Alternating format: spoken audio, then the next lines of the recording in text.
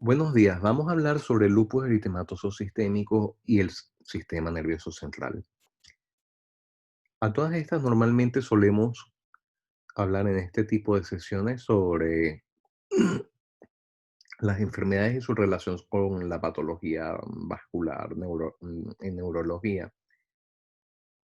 Sin embargo, en el lupus esto es una situación mucho más compleja porque las distintas presentaciones clínicas que pudieran haber tienen muchas veces relaciones tanto de lo inflamatorio como de lo vascular y es imposible muchas veces discernir exactamente qué componente está predominando.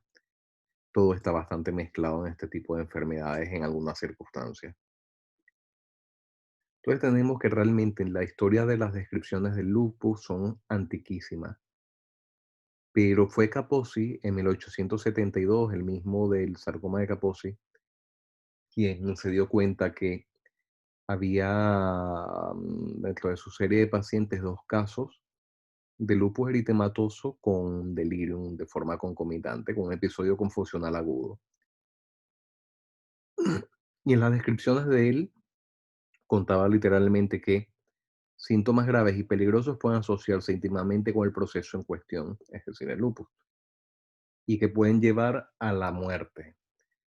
Entonces, de esta forma, esto era una de las primeras consideraciones que existían para la fecha de que el lupus eritematoso no solamente era una afectación de la piel, sino que a lo mejor podía ser algún tipo de toque sistémico y que esto pudiera ser bastante peligroso. Kaposi y Herring fueron las dos personas que hicieron esta propuesta, lo cual era algo muy avanzado para una época en la que se pensaba que el lupus era nada más algo cutáneo. Ya luego Osler, a principios de 1900, comenzó a darse cuenta de que había un grupo de enfermedades que las agrupó todos como enfermedades eritematosas, donde estaba metido la púrpura de Henoch-Schönlein, estaba metido también el lupus eritematoso, el edema angioneurótico, y plantea que todo esto tiene un nexo común y que algo sistémico hay de base dentro de estas manifestaciones que teóricamente son cutáneas. Y propone que hay casos en los cuales hay púrpura de Henoch-Schönlein o lupus eritematoso o edema angioneurótico, que para ese momento todavía no habían ni siquiera ni recibido estos nombres, con manifestaciones muy importantes a nivel sistémico. Entonces, retrospectivamente sabemos que esto que describía Osler era un lupus eritematoso, pero para ese momento era algo muy vanguardista el plantear que esta misma enfermedad que te hace un rash malar también era la misma responsable de que hubiera artritis, de que hubiera nefritis y que hubiera fiebre. Con esto, Osler cambió las cosas de una forma dramática. Las agrupó todos como el grupo eritema. Y entonces fue una descripción de 29 pacientes que tenían estas manifestaciones cutáneas, pero con mucho toque del estado sistémico. Osler era un formidable clínico y llegó a esta conclusión de que algo estaba pasando en el cuerpo de esta gente. Todavía no se había llegado ni siquiera ni a vislumbrar sobre la posibilidad de problemas autoinmunes en estas circunstancias. Luego, en 1950 aproximadamente, Hargreaves hace un hallazgo muy importante y es que se da cuenta que en pacientes con lesiones cutáneas como las que describía Kaposi, que era un formidable dermatólogo, o las que describía Osler, que era un formidable clínico, había la presencia algunas veces de células como estas de aquí. Estas son células que pueden ser macrófagos o que pueden ser neutrófilos que han ingurgitado otros núcleos, otro material nuclear. Y entonces aquí tenemos a la célula que se ha comido núcleos de otras células. Y esto le llamaron la célula LE, la célula del lupus eritematoso. Y allí fue donde comienzan a formular que a lo mejor células del sistema inmune estarían por algún tipo de motivo ingurgitando, fagocitando material nuclear genético. Y allí comienza a abrirse todo un campo para el lupus eritematoso sistémico en cuanto a su fisiopatología y las consideraciones de en verdad qué es lo que está pasando. Luego, más o menos por la misma fecha, Conley, que era el jefe de hematología de del hospital de la Atlantic City, se da cuenta que había un paciente curiosísimo en el cual se le sacaba sangre y la sangre no se coagulaba. Y este paciente era lúpico. A todas estas, Conley quiso ver si esta sangre que no se coagulaba se podía revertir poniéndole sangre normal, mezclando los dos tubos de ensayos en un mismo recipiente, de tal manera de que la sangre normal neutralizara a la sangre que tuviera problemas de coagulación porque hubiera, por ejemplo, una carencia de un factor de coagulación. Pero se dio cuenta que cuando se mezclaron las dos sangres, más bien se anticoagulaba la normal. Entonces ahí es donde formula que algo está pasando en esta sangre de este paciente lúpico que está circulando y que impide la coagulación. Y esto fue una idea que rompió el paradigma totalmente, porque se comenzó a pensar que en la sangre de este paciente lúpico, como el de otros pacientes lúpicos, algo estaba circulando que hacía que la sangre no se coagulaba en cuestión de horas, de horas, de horas. Y a este fenómeno se le llamó el anticoagulante lúpico. Y entonces esto también abrió muchísimo las dimensiones sobre lo que se consideraba sobre la enfermedad. Luego, en 1962, se consigue a un ratón que tenía una enfermedad autoinmune que le generaba linfadenopatías, le generaba pérdida de peso y le generaba citopenias autoinmunes. Y comenzaron a darse cuenta que era algo muy parecido a estos casos de lupus que tenían manifestaciones sistémicas. Y aquí nace el primer modelo de lupus eritematoso sistémico y es donde comienza a arrancar en este Nature el conocimiento que se tiene sobre la enfermedad. Luego hubo también una serie del 77, ya un poco más adelante, de Lawrence Petz, donde describió pacientes con lupus eritematoso sistémico en los cuales para ese tiempo el tratamiento inmunomodulador ni siquiera ni estaba planteado. Y se vio la historia natural de la enfermedad. Y muchas de estas personas hacían lo siguiente, cuadros neurológicos, en un 96% de los pacientes, cuando estaba en asociación con una púrpura trombocitopénica trombótica, y luego se dio cuenta que gran parte de estas manifestaciones estaban comprendidas por cosas como, por ejemplo, cefalea, focalidades neurológicas, cambios del estado mental, bastante posibilidad de que hubieran crisis, incluso casos de coma. Y entonces es una de las primeras descripciones importantes sobre una serie de casos de esta entidad. Inicialmente, en estas presentaciones que describía Pets, no solían cursar con tantas convulsiones o en estado de coma, sino que esto era algo que terminaba ocurriendo a medida de que iba transcurriendo el tiempo. Y llega un momento en la historia de la natural de la enfermedad que comenzaba a ocurrir crisis recurrentes hasta que se llegaba a un estado terminal en el cual sucumbías al coma. Y notaron esta relación muy importante con la púrpura trombocitopénica trombótica. Antes del tratamiento inmunomodulador, lo que mataba realmente a la gente con lupus eritematoso era la púrpura trombocitopénica trombótica asociada al lupus.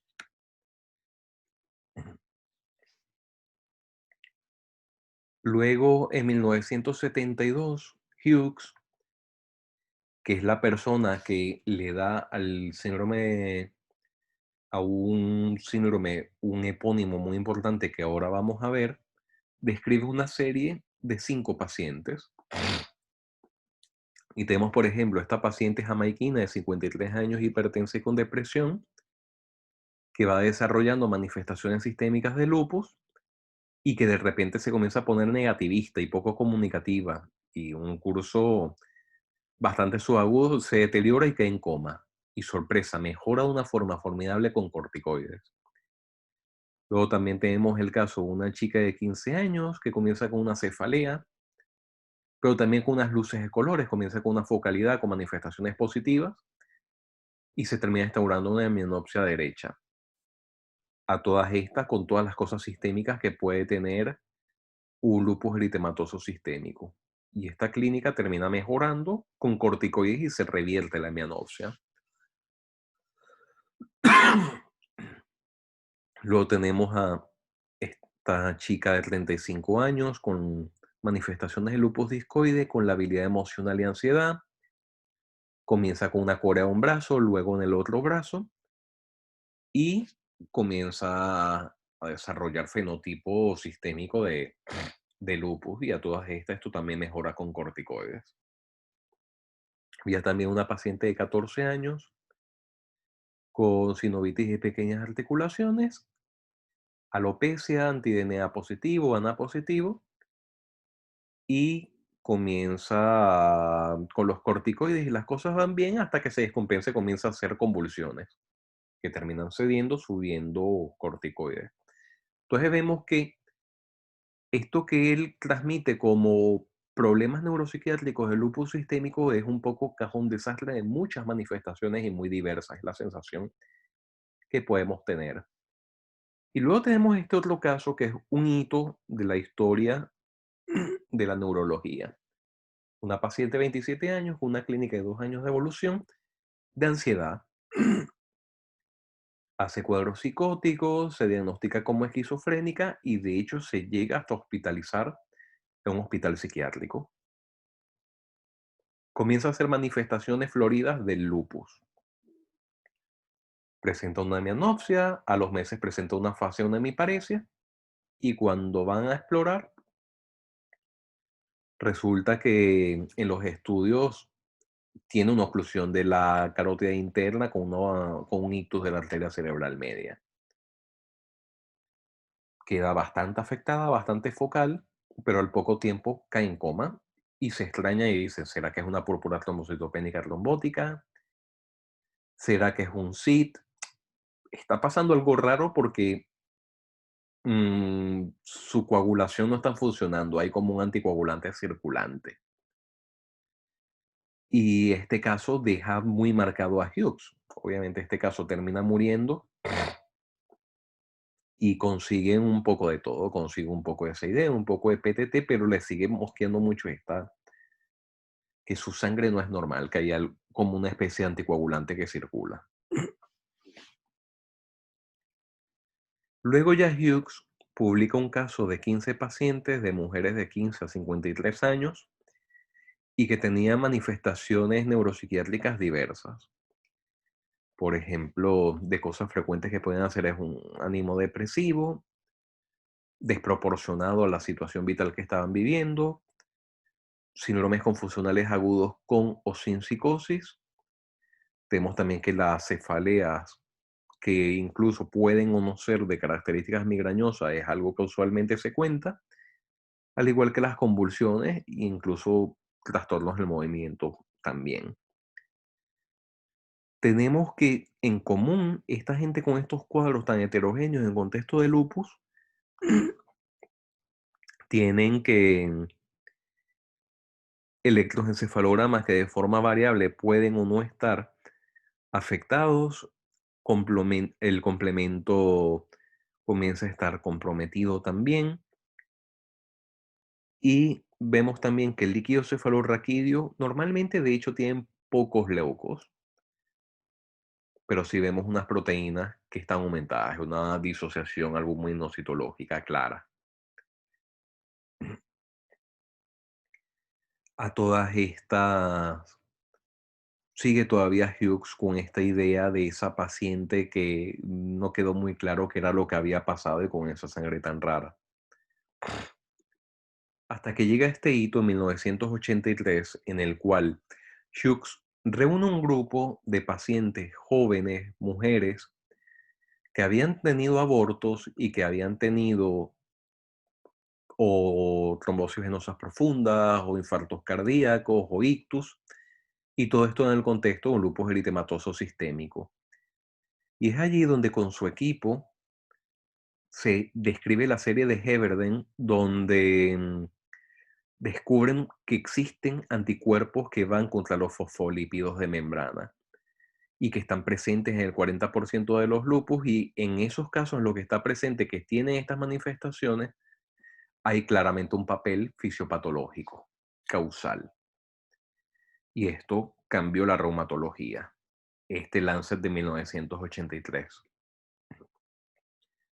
A todas estas, ya entrando en materia sobre la fisiopatología del neurolupus, se proponen varias de las siguientes cosas.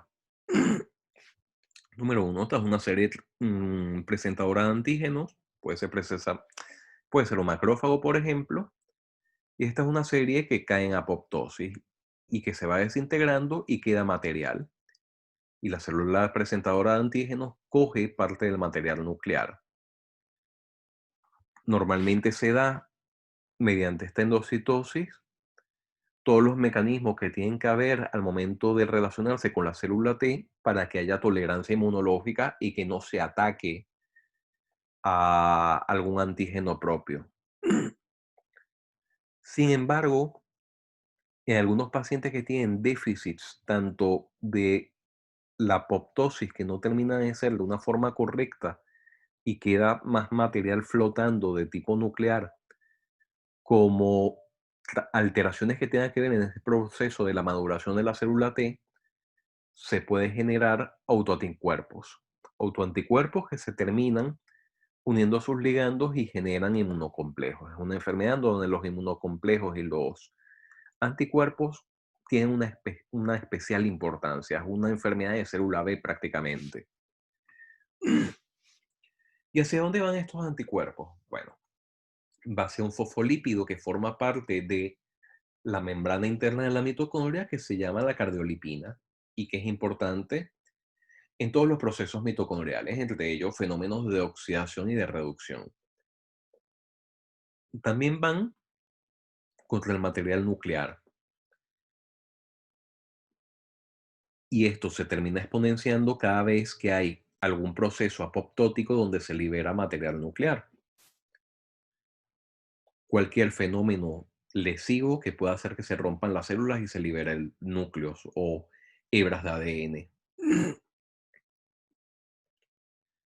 A todas estas son inmunoglobulinas que también van dirigidas contra antifosfolípidos de diversos tipos en las membranas celulares. Y contra otra molécula que realmente no es un fosfolípido, sino que es una glicoproteína y que se llama la beta 2 glicoproteína 1. Entonces vemos que es una enfermedad que produce anticuerpos a diversas cosas al mismo tiempo. Al material nuclear, anti-DNA, tenemos también a estos antifosfolípidos de membranas que quedan agrupados como antifosfolípidos de una forma genérica, al beta 2 glicoproteína A y a la cardiolipina.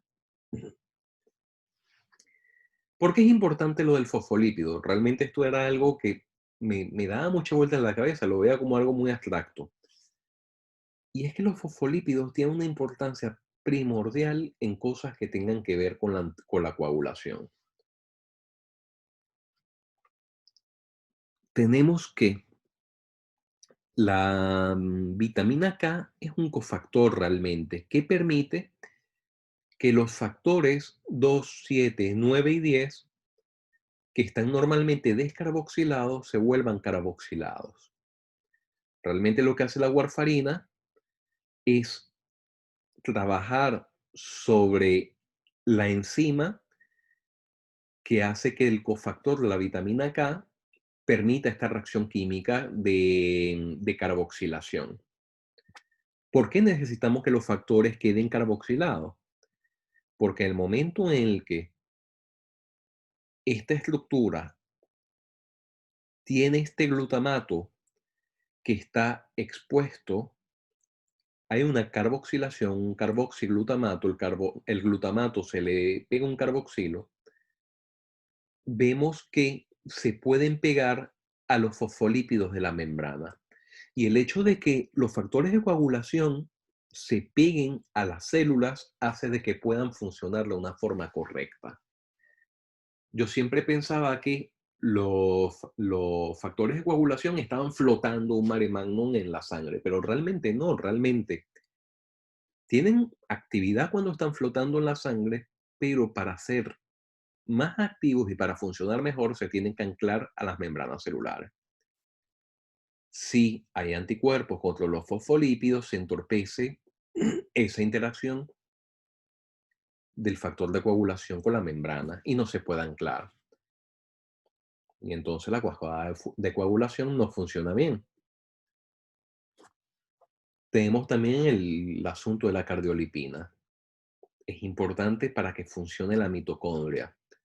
De aquí podemos ya extrapolar que si hay anticuerpos que se pegan a la cardiolipina y hacen que no funcione bien, se daña la función mitocondrial y hay oxidación y reducción. Pero hay un detalle importante. Para que este anticuerpo termine haciendo su ligadura con la cardiolipina, la beta 2 glicoproteína tiene que funcionar como cofactor.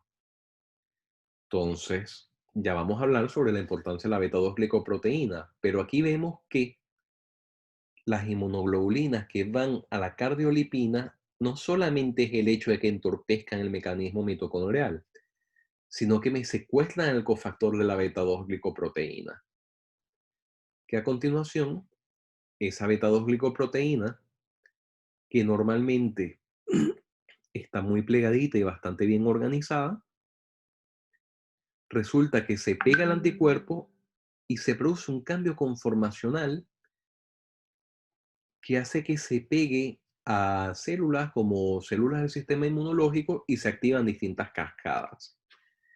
Y estas cascadas pueden activar el endotelio por un lado, haciéndolo una bomba inflamatoria, e incluso pueden hacer que haya un fenotipo procoagulante derivado de estas células como tal, mediante la vía de la 2, de la anexina 2, del LRP8 y de Toll Like Receptor. Vamos a tener fenómenos tanto inflamatorios importantes como la vía del tromboxano generando fenómenos de coagulación.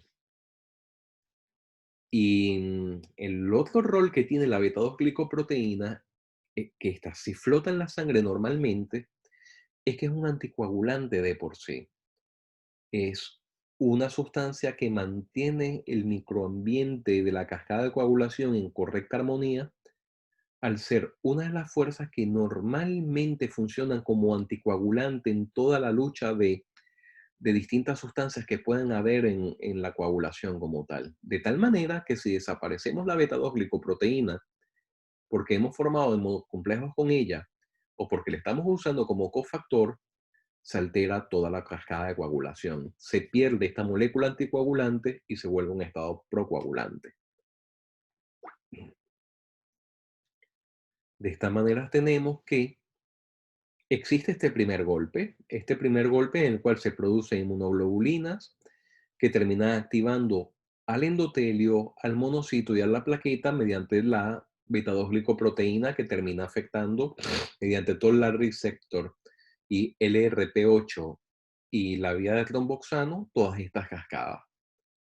Pero ¿qué también ocurre? Que cuando hay un daño lesivo y suponte hay una herida, una cortada, se genera como siempre este trombo que normalmente ocurre, pero que en un estado procoagulante previo, esto se desmadra y se va de control. Y esta es la teoría de las dos golpes, en el cual tenemos ya un estado procoagulante previo y ocurre una noxa que hace que todo esto se desbarajuste. Sin comentar también que estos materiales nucleares de la apoptosis se liberan en circunstancias muy concretas, entre ellas, por ejemplo, la luz solar, el que haya un daño solar, o que haya una infección, o que haya estrés, o que haya algún tipo de intercurrente que pueda generar mayor apoptosis. Y es algo típico de los lúpicos, que vemos que hay recidivas lúpicas en el contexto de desencadenantes de este tipo que son lesivos. Lo típico es lo del sol, por ejemplo.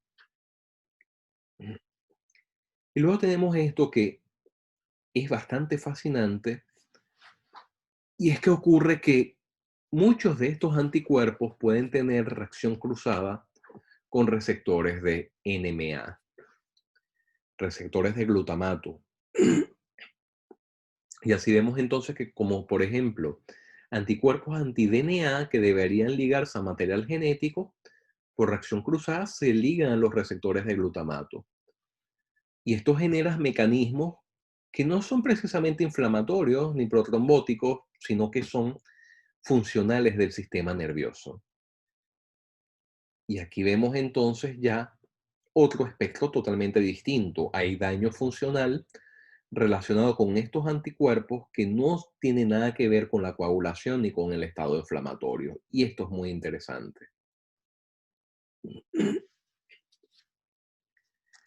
Entonces tenemos que, gracias a anticuerpos contra células endoteliales, se activan estas células que van a expresar Majican y Becan. Es otro de los anticuerpos que se produce en esto. Y esto va a generar que se atraigan neutrófilos de esta manera a la barrera hematoencefálica y que van a ser pasados por estas células como tal. Y al momento en el que llega el parénquima, se produce la liberación de factor de necrosis tumoral, de interferón gamma y una serie de sustancias que hace que se active la microglía y se produzcan citoquinas locales a granel. Y el otro problema que se produce son esto que habíamos comentado, reacciones cruzadas con NMDA, pero también con acuaporina 4, recordemos un poco lo de la neuromielitis óptica, con proteínas como la MAP2 o proteínas como la RP. Entonces vamos a tener toda una cascada de eventos que van a llevar a la apoptosis de la neurona. Entonces vemos que es una enfermedad que una de las cosas importantes que hace es el aumento de la permeabilidad de la barrera hematoencefálica, y como un caballo de Troya se genera todo un caldo de cultivo inflamatorio que termina al final haciendo que la neurona caiga en apoptosis.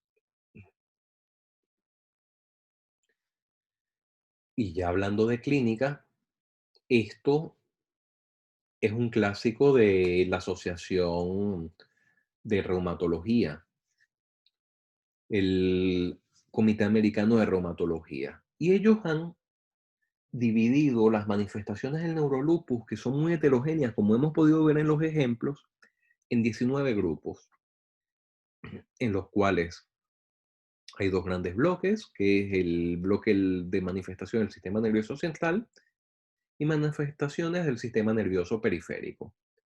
Y dentro del sistema nervioso central se cita la meningitis aséptica, el estado confusional agudo, el trastorno de ansiedad, enfermedad cerebral vascular, alteraciones de la cognición, síndrome desmelinizante, cefalea, trastornos del movimiento, mielopatía, alteraciones del ánimo, psicosis y crisis. Son 19 clases. A todas estas, cuando el comité hizo esto, claro, aquí está metido, por ejemplo, hasta la cefalea. Y es que la gente normal con o sin lupus puede tener cefalea, y la gente normal con o sin lupus puede tener ansiedad, y la gente normal con o sin lupus puede tener disfunción cognitiva. Entonces hay algunas de estas entidades que son como más difíciles de asociar con el lupus, pero hay otras que necesariamente las tenemos que tener en cuenta, como por ejemplo la mielopatía lúpica, que es una catástrofe, o el estado confusional agudo lúpico, que también es una catástrofe. Nos vamos a centrar en estas que estoy marcando aquí, estas particularmente que las vamos a desglosar un poco. Y de las periféricas voy a tratar la neuropatía craneal lúpica porque tiene que ver con alteraciones vasculares, o al menos eso se teoriza en parte. Aquí tenemos que con el advenimiento de la resonancia magnética se reconoce que hay pacientes que tienen presentaciones focales, pero que también hay otros que no tienen presentaciones precisamente focales, sino que son un poco más difusas. Y en esto la imagen ha sido determinante, porque aquí hemos hecho una nueva división. Aquí hemos visto que hay algunos pacientes que o hacen focalidad neurológica, vascular o no, o convulsiones, y que estos suelen tener lesiones en la resonancia.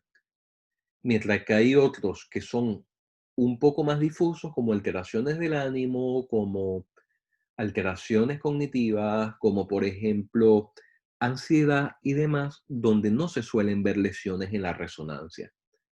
Y esto termina siendo una separación de grupos.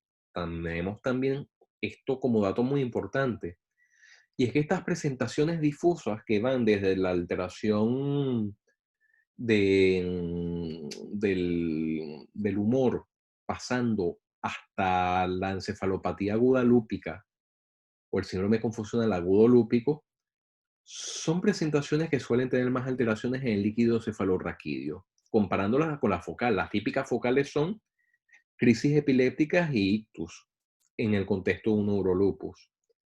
Mientras que estas manifestaciones difusas sí suelen tener un líquido cefalorraquídeo con proteinorraquia, puede haber preocitosis y que pueden llegar a haber bandas oligoclonales. Entonces vemos que son dentro de la misma enfermedad dos ramales totalmente distintos.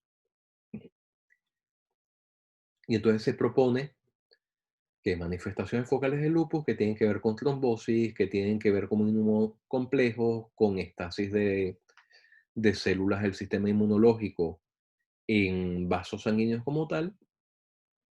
Y luego hay presentaciones difusas que tienen que ver con producción de anticuerpos que terminan pasando la barrera hematoencefálica y que terminan generando distintas alteraciones en el microambiente con más interferones, con otras citoquinas y que terminan degenerando en la apoptosis celular como tal. Entonces vemos que son dos presentaciones bastante distintas. Aquí tenemos esta serie de 41 personas, que fue una de las series más grandes que hubo de neurolupus, en el cual la traigo a colación porque el neurolupus como LEBUT puede ocurrir en el 25% de los casos. Hay gente con lupus que su primera manifestación es un cambio de la personalidad, por ejemplo. Demencia, psicosis inespecífica, desinhibición, alteraciones de la concentración pueden ser la primera manifestación de un lupus eritematoso sistémico. También pueden haber cuadros convulsivos, pueden haber trastornos de movimiento, puede haber meningismo, son cosas que pueden ocurrir como tal. Cuando ocurren ya en el contexto de un lupus ya instaurado con tiempo de evolución, lo más frecuente es la cefalea, las crisis, como hemos dicho, que haya alteraciones visuales, que haya fatiga, es decir, cosas que, en mi parecer también, hablando un poco lo de las manifestaciones focales. Entonces vemos esto un poco con respecto a las distintas presentaciones que puedan haber. Vamos a hablar un poco sobre la cefalea en el lupus. Y bueno, la cefalea en el lupus es frecuente, como también puede ser frecuente en la población general. Una cefalea que recuerda la migraña o no. El problema con esto es que también hay unas cefaleas particulares que hay que tener en cuenta con cierto ojo con la gente con lupus. Y es que te pueden hacer meningitis aséptica, te pueden hacer cuadros de rigidez meningia, que les haces una PL y hay un cóctel inflamatorio allí. Y lo más grave que es una trombosis de seno por un estado procoagulante. Y es que vemos que, como habíamos dicho, la barrera hematoencefálica comienza a agrietarse de alguna forma. Comienza Entre el batiburrillo inmunológico que se va generando cada vez más el aumento de ICANN y de BCAN, se comienza a abrir la permeabilidad y comienzan a pasar células formes. Esto va a hacer que se pueda ver coctelillo inflamatorio dentro de las meninges, pero también al mismo tiempo, a medida que se van produciendo estos anticuerpos, los anticuerpos pueden provocar, mediante alteraciones de los fosfolípidos, una trombosis de senos. Entonces vemos que estas cosas son potenciales un poco según el punto de la fisiopatogenia de esto tan abigarrado y barroco que pueda haber.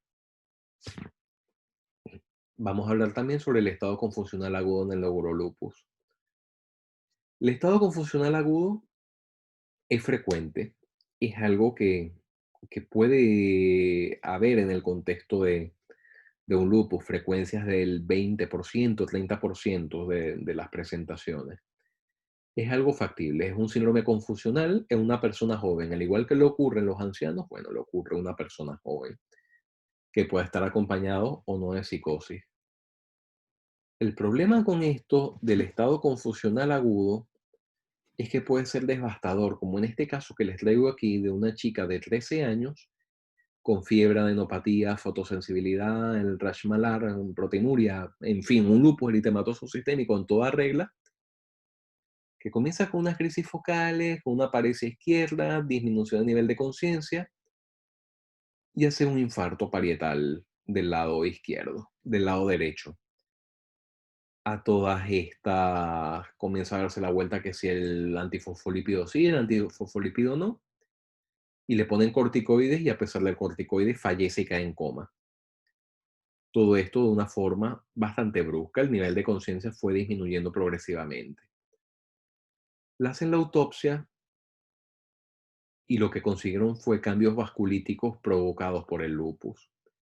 Esto de la vasculitis lúpica es rarísimo, pero tiene una mortalidad muy alta y es una de las formas en que puede cursar un estado confusional agudo. Son estados confusionales que, a diferencia de los ancianos, de benignos pueden no tener nada y que lo que pueden reflejar es que o haya una vasculitis lúpicos, por rara que sea, o la otra cosa es que sea la manifestación de una púrpura trombocitopénica trombótica, es la otra. O simplemente por mare magnum de todo el revuelto inmunológico que hay, gente que cae en coma y muere de una forma súbita. Es lo que se llama encefalopatía aguda lúpica. Entonces vemos que los estados confusionales en el neurolupus son peligrosos, son importantes tratarlos y mejoran con corticoides en la mayoría de los casos, pero sin embargo hay casos que no salen con nada y que tienen un dramatismo impresionante. Aquí tenemos, por ejemplo, este estudio en el cual hubo 36 pacientes con cuadros confusionales agudos y 18 tenían alteraciones en la resonancia y 18 que no las tenían.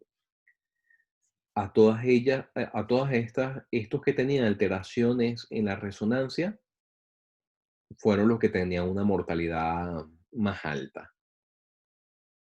La PTT, la vasculitis y el propio cuadro confusional agudo fueron causas de muertes de aquellos que murieron en el contexto de cuadros confusionales agudos. La supervivencia, habiendo alteraciones en la resonancia, es mucho peor. Y aquí vemos entonces en este grupo de 18 pacientes que algunos en la necro tenían la púrpura trombocitopénica trombótica, otros tenían coagulación intravascular diseminada, por ejemplo, pero hubo otros en que el estado confusional agudo fue lo que los mató como tal. Entonces es una entidad que existe. Afortunadamente ya no se ve tanto por el correcto tratamiento con inmunosupresores, pero esto existe y esto mata. Tenemos también el grupo del deterioro cognitivo en el lupus, que ocurre un poco con lo de la cefalea. Gente normal puede tener deterioro cognitivo, o sea, gente con cierta edad puede tener un deterioro cognitivo sin necesidad de que sea provocado con el lupus, pero es una queja frecuente. Ocurre con una mucha variabilidad de las series, entre el 15 a 60% de los casos, según lo decidas interrogar o no. Correlaciona muy bien con el hecho de que haya enfermedad de pequeño vaso. en pacientes que valga decir que son jóvenes y que no tienen factores de riesgo cardiovascular, gente en la que podemos tener una verdadera leucoariosis y que no tienen factores de riesgo cardiovascular, con una atrofia aparte marcada. Es multifactorial y en esto entran en el curso el daño vascular, la acción de anticuerpos con efectos neuronales, como lo que hemos visto en la reacción cruzada del NMDA, y hay atrofia cerebral, hay una destrucción de parénquima, hay una apoptosis de neuronas de una forma secuencial. Se dice que a lo mejor es corticosensible y tendría sentido pensando en lo de los anticuerpos que hagan alteraciones funcionales neuronales, pero no hay ninguna evidencia contundente para ello. Y cada vez que va pasando el tiempo se describen más anticuerpos que tienen disfunción cognitiva, como por ejemplo los anticardiolipinas, que tiene sentido por el hecho de que si dañas la mitocondria, claro que vas a tener un estado de oxidorreducción que puede dañar las cosas. Beta 2 glicoproteína también puede hacer algún tipo de reacción cruzada, probablemente. El hecho de que hayan receptores directamente contra el NMDA, contra la proteína RP, contra la acuaporina 4, contra el endotelio, en fin, cada vez se describe más anticuerpos que pueden generar el deterioro cognitivo en el lupus.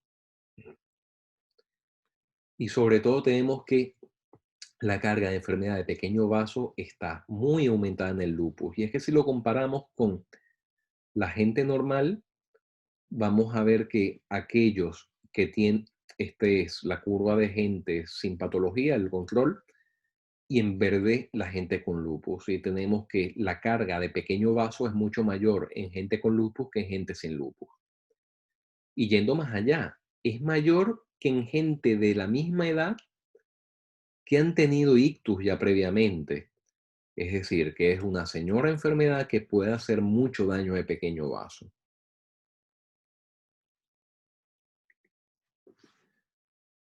A todas estas tenemos que la epilepsia es otra de las manifestaciones clásicas que pueden haber.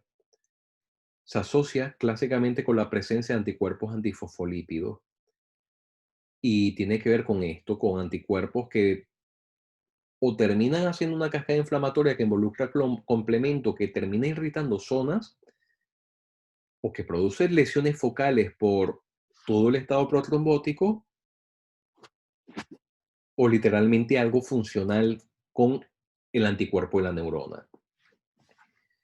Y el tipo de crisis que normalmente ocurren, uno pensaría que son crisis focales al pensar de que podrían venir con pequeñas lesiones, pero realmente son tónico-clónicas generalizadas.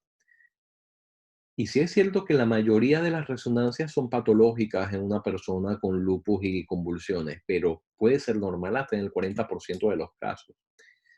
Y en muchos casos las lesiones que se ven no tienen nada que ver con el foco. Y habría que considerar que fuera el debut de un lupus que todavía no ha dado la cara, las convulsiones de una persona joven con crisis atípicas y que tengan una resonancia que tengan lesiones de pequeño vaso, que sean jóvenes, valga la redundancia y refincar esto, y que las lesiones que se vean no te expliquen las crisis que está haciendo. Entonces, es algo a tomar en cuenta. Forma el espectro de parte de las epilepsias autoinmunes. Aquí teníamos lo que habíamos dicho, que el anticuerpo antifosfolípido de por sí puede perfectamente permeabilizar y despolarizar a las neuronas. Hay modelos en los cuales han visto esto, células cultivadas, neuronas cultivadas, que en el contexto de anticuerpos antifosfolípidos, al estar interactuando con la membrana se despolariza. Y esto es algo que puede ocurrir perfectamente. Estás entorpeciendo mecanismos de membrana y la membrana es muy importante para mantener justamente los balances de los iones y que no se haya y que no existan despolarizaciones espontáneas. En el lupus también pueden haber alteraciones de nervios craneales, es algo que de hecho en la serie se describe con cierta frecuencia y que no se sabe muy bien si es algo netamente isquémico de la vasa vasorum del nervio o si es inflamatorio o si es un poco de las dos cosas. Y en algunos casos se recuperan con corticoides, imaginemos que son los que predominan la actividad inflamatoria y en otros que no. Pero aquí vemos, por ejemplo, en esta resonancia, el nervio inflamado que está hiperintenso y que capta contraste y que luego del tratamiento mejora y no se ve ningún tipo de captación y más nunca ves ningún tipo de afectación de nervios craneales. Hay un carácter evanescente a veces en el lupus. El hecho de que haya una focalidad no siempre implica de que ha quedado algún tipo de lesión. Muchas veces terminan mejorando con corticoides algunas de estas cosas y terminan no quedando establecidas. Y esto tendrá que ver con las mitocondrias, esa disfunción mitocondrial, tendrá que ver con estas acciones anticuerpos contra células y no con fenómenos protrombóticos. Sobre la mielitis, es un tema importantísimo en el lupus. Birbaum describe dos fenotipos, los dos muy graves. Hay un fenotipo que se llama de sustancia gris y un fenotipo que se llama de sustancia blanca. Fenotipo de sustancia gris es una cosa agudísima, brusca, muy tóxico. Ocurre en gente que tienen manifestaciones sistémicas de lupus bastante floridas y que son increíblemente invalidantes y que van galopando. Esto es algo que te puede dejar parapléjico, tetrapléjico con una velocidad bastante alta. Y luego hay otro fenotipo en el cual se afecta más la sustancia blanca y que es más recurrente, más insidioso y que se asocia más a anticardiolipina y también a anticuerpos acuaporina 4 y que forma parte del espectro NMO. A todas estas son dos fenotipos bastante diferentes. Tenemos que este último que he comentado de la sustancia blanca tiene más afectaciones de tipo neuritis ópticas, hacen verdadero presentaciones optomielíticas. Tenemos también que, obviamente, estas que he comentado que tienen más afectación de la sustancia gris tienen menos recidivas, pero nada más con un solo brote puede ser una cosa, una calamidad total. Tenemos también que esta gente que tiene afectación de la sustancia gris y que tiene estos cuadros tan bruscos, suelen depender de una sonda urinaria en muy poco tiempo. Es una de las cosas que nos avisan, mientras que la de sustancia blanca realmente no. Tenemos también, por ejemplo, que las células están más aumentadas en esta que está mucho más aguda y mucho más destructiva y tiene todo el sentido del mundo. Al igual que mucha más proteína, es algo catastrófico realmente, muy inflamatorio. Y vemos que esto, en cambio, que se mueve más en el espectro NMO, suelen tener, por ejemplo, antirros positivos, pueden tener positivos también anticoagulante lúpico, anticardiolipina, es decir, hay más proteínas por allí de tipo inflamatorio sueltos prácticamente. Entonces vemos que los dos son cosas bastante destructivas. Hay una cosa que quiero matizar, y es que Birban, cuando esta descripción no es algo que tenga que ver con resonancia magnética, sino con pura clínica. Una persona con un lupus que comienza con una paraplegia, una tetraplegia arrefléxica, esa es un fenotipo de sustancia gris. Una persona con un lupus que comienza a quedarse parapléjica, pero con mucha espasticidad y con mucha hiperreflexia, eso es un fenotipo de sustancia blanca. Es clínico netamente, no tiene nada que ver con la imagen y de hecho la imagen no suele asociarse mucho. Una de las cosas que traigo también a colación es que el lupus eritematoso sistémico es de esas cosas que cuando da mielitis suele hacer mielitis longitudinales extensas. Da igual si es de sustancia gris o de sustancia blanca, da igual el fenotipo clínico. Pueden hacerte con cierta frecuencia esta manifestación. Y por otro lado, tenemos que en estas presentaciones que se relacionen con anticuerpos antifosfolípidos, que normalmente son estas que recidivan y que son un poco más insidiosas, no hay evidencia de que la anticoagulación haga nada. no está comprobado. De hecho, no hay efecto. En el estudio que se hizo en el 2011, no hay mucho sentido de poner anticoagulación por el hecho de tener anticuerpos antifosfolípidos en circulación.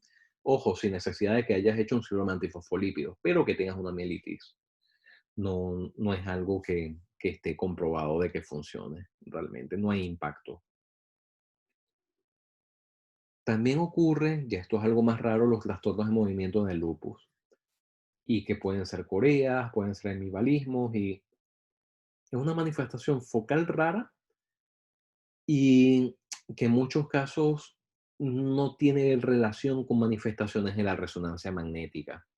Por eso que es cierto que clásicamente se habla de manifestaciones focales, pero muchas veces estas manifestaciones focales no tienen expresión en la resonancia, a pesar de que veamos una carga lesional aumentada y que se relaciona con positividad de los anticuerpos antifosfolípidos. Algo hacen los ganglios basales que comienzan a descontrolarse. Y ahora sí hablando sobre el infarto cerebral y su relación con el lupus. Es algo que hay que tener muy en cuenta y es obvia su relación con el síndrome antifosfolípido. Pero es que también tenemos un marco mucho más extenso. Tenemos que esta gente tiene una alta carga de enfermedad de pequeño vaso. Esta gente hace ateromatosis acelerada, síndrome antifosfolípido con trombosis venosas y arteriales. Por raro que sea, puede haber la vasculitis cerebral. Puede haber disección de vasos también. Hay predisposición también de hemorragias, ya sea por la trombocitopenia, por el uso de anticoagulantes tratando el antifosfolípido, de nuevo, por raro que sea, porque hagas la vasculitis, y pueden haber también hemorragias subaracnoideas. A todas estas, otra de las cosas que habría que comentar es la endocarditis de Lehmann-Sachs, alteraciones de las válvulas que son netamente protrombóticas. Tenemos entonces lo siguiente, y es que está comprobado que el síndrome antifosfolípidos y que el lupus eritematoso sistémico está relacionado con una aterosclerosis acelerada. Y tendrá que ver porque hay reacciones cruzadas de lo que se propone de la beta-2 glicoproteína con las células espumosas. Entonces hay más reacción inflamatoria sobre las células espumosas, también sobre el LDL oxidado, y esto genera una cascada de inflamatoria que termina activando el endotelio, termina desencadenando inflamación, activa células T, se liberan más anticuerpos que hacen reacción cruzada con más LDL oxidado, células espumosas, y todo esto hace que la aterosclerosis vaya galopando. A todas estas, la incidencia de infartos grandes territoriales, lacunares, corticales, en ganglios basales y estenosis intra o extracraneales son más frecuentes en pacientes con anticuerpos antifosfolípidos. Tiene todo el sentido del mundo. Si tienes algo que predispone a un estado protrombótico, claro que vas a ver infartos de todo tipo. Y sin embargo, no obstante, a pesar de que no haya anticuerpos antifosfolípidos, igual se pueden ver estos infartos. O sea, no necesitas un antifosfolípido para que un lupus te pueda provocar infartos como tal. Infartos corticales chiquitos, con minutos, incluso en territorio frontera como estos de acá, leucoriosis, infartos de ganglios basales y verdaderos infartos grandes también.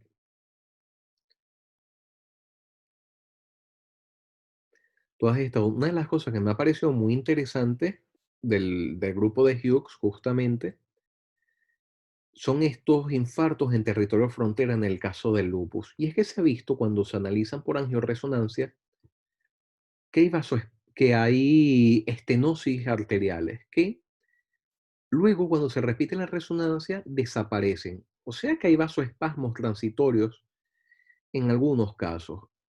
Y es que en el síndrome antifosfolípido también se puede liberar endotelina 1, que es el vasoconstrictor más importante que tiene el cuerpo humano. O sea que vasoespasmos también puede haber que generen infartos por mecanismo hemodinámico. La endocarditis de Lehmann-Sachs es un clásico, pero ocurre en menos del 10% de los casos de lupus. Su ocurrencia se considera rara, pero hay que buscarlo siempre que hay algún caso de lupus y de infarto de perfil cardioembólico. Y lo que ocurre es que hay un proceso inflamatorio, generalmente en el borde libre de las válvulas, y se generan acúmulos de coagulillos, pequeños coágulos muy friables en ese recorrido. Y a todas estas todavía no se sabe muy bien hacia dónde va a ir el futuro. Este es el caso que ha salido muy recientemente de algo que no queda muy claro si era una vegetación en una válvula o si era algún trombo, no se sabe muy bien, y le han hecho una cardiorresonancia. Y lo que han encontrado es que no solamente era un proceso destructivo tipo Lehmann-Sachs, sino que también había captación del endocardio. O sea que puede ser que haya algo de enfermedad que pase desapercibido cuando se produce una endocarditis no bacteriana de este tipo. Todavía no se sabe muy bien de cuál va a ser el rol de la cardiorresonancia en todo esto, pero cada vez la cardiorresonancia está oyéndose más a medida que va pasando el tiempo. Y es que de cosas que puedan ocurrir de vaso grande, por ejemplo, una disección. Se puede disecar una arteria perfectamente en el contexto del lupus por todo este batiburrillo que ocurre con las mitocondrias y la inflamación y demás. Y la otra cosa que puede haber es una oclusión ateromatosa, el cual aquí debería salir la ICA y está amputada completamente, no sale. Entonces, estas son personas jóvenes que tienen procesos ateroscleróticos tan bárbaros que pueden llegar a hacer estenosis muy importantes, incluso oclusión, y que se pueden disecar. Al final terminan haciendo cierto componente de enfermedades de colágeno. Luego tenemos también que hay algo interesante y es que en relación con esas pequeñas lesiones que a veces se ven en el lupus como muy subcorticales, pequeñitas, como estrellitas que se ven, lesiones inespecíficas de sustancia blanca, resulta y acontece que tienen relación no solamente con la presencia de FOB.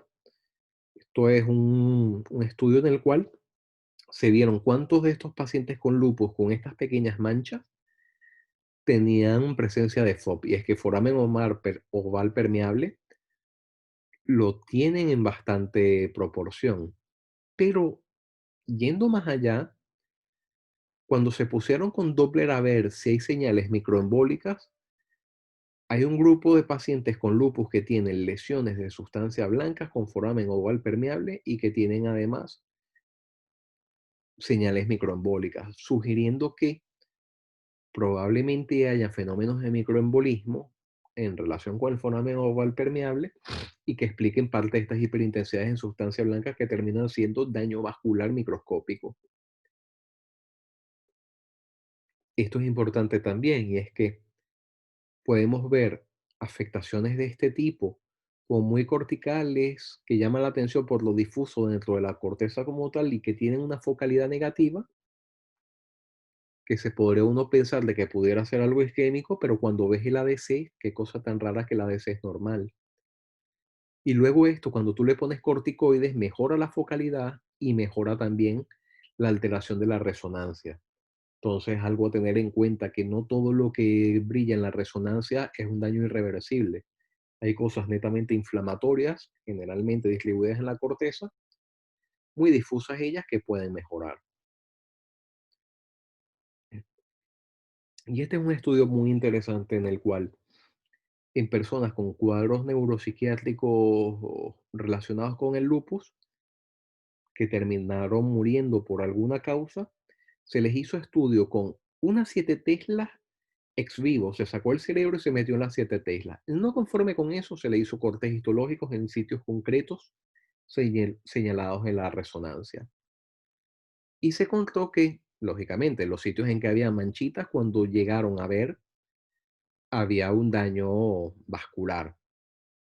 Pero en sitios teóricamente normales, también habían alteraciones de este tipo, que no dieron la cara en una 7 Tesla, que es algo bastante potente. A todas estas, yendo más allá, se encontró que hay más vasculitis lúpica de lo que se pensaba, con poca entidad, con poca expresión, pero existe. Entonces vemos que muchos de estos pacientes que teóricamente no tienen nada en la resonancia es porque por muy bueno que sea el resonador, no las termina viendo.